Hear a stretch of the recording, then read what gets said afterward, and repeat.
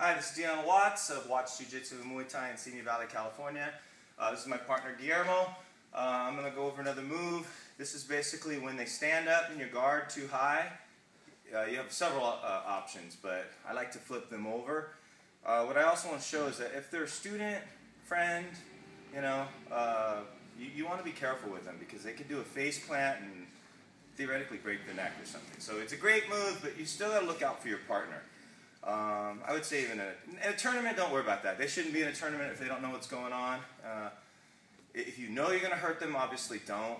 But you can't warn your opponent in a tournament. But I have seen a few people do face plants in my school I used to train at, and it's not nice. So anyway, so he's in my guard. Okay, he stands up. Okay, he gets a little bit too high. It's the remote up on the cage. Sorry, our timer's going to go off and distract us. Okay, I can hold his armpits, I can hold his lapel in his sleeve, or I can just have his sleeves.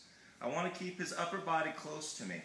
And I want to bring him above me a little bit, not so far away, but like I'm getting underneath him. So a lot of times I'll usually be here, but let's say I'm here. I'm going to go, bring him in, and lift him up. Guillermo's bigger than me. I've picked up people 300 pounds, so I know it's just like pressing with your legs. It's not that hard as long as you're under them.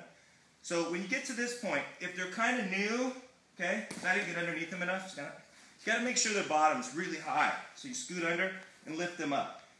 This is where they could do a face plant if you're not careful. And a lot of times you want to roll over your shoulder. I want to roll over my right. He's going to want to roll over his right. Okay? So go ahead and do your roll. You come right into mount. Okay? That's a perfect scenario. And then start attacking.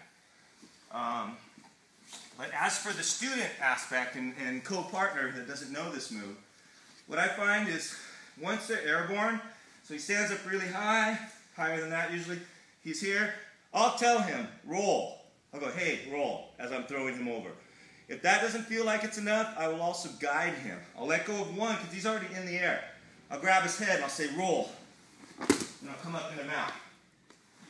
All right, that's just, we're all in here because we all learn jiu-jitsu. Nobody wants to be injured. So it's a sweet move, and, it's just, you just don't want your partner. Now, once you know your partner's fine, anybody blue belt and above should know how to roll, all right? So that's option one. And you got to make sure the butt's really high. If you can't lift them, you're not enough under them, and they're not standing high enough. Okay? Another option, he stands up, feet here, I lift him up, okay? Just setting him down next to me. This was Ken Primola. I saw this do this. I hadn't really seen this one before. And I like this one because it's nice just because you're not throwing him so hard. So a lot of people land really hard on their back. So in this case, I'm just going to set him down next to me, not going to throw him, just real nicely close, like this, and then just come up. Okay? He has to fall. Keep in mind that you're holding his arms, so set him down nicely because his ribs are going to take the whole force, and you don't really want to slam him down super hard. That one's pretty good. I show that one to my kids. I don't like them flipping over the head. Okay, so I have his sleeves, he stands up tall. Get here, get under. Okay, same thing. He wasn't tall enough. I wasn't underneath enough. Here, I feel good.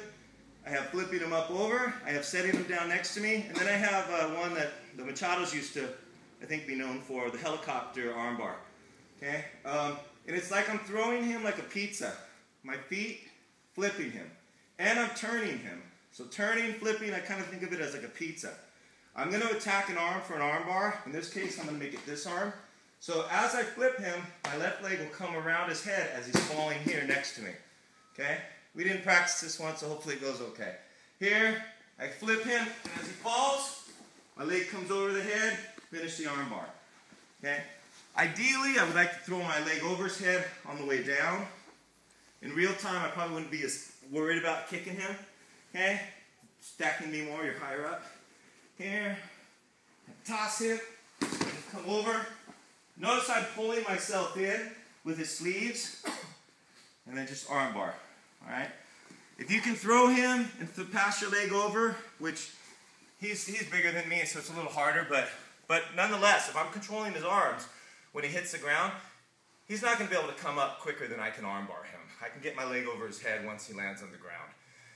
If they're a little bit smaller or closer to my size, it's not a big deal to put my leg over his head. And that's basically the third option I like to do when they rise up with their bottom that high. That's why a lot of wrestlers will do that. They'll go to smash you and they'll be really high with their butt. And that's a perfect opportunity. When they see it, if you're real slow, they'll squat back down. So make sure your feet on their hips, scoot your body underneath them, and bring them above you. And then basically whichever the moves you want to try, all three of them work real nice. Thank you very much. Thanks again, Guillermo.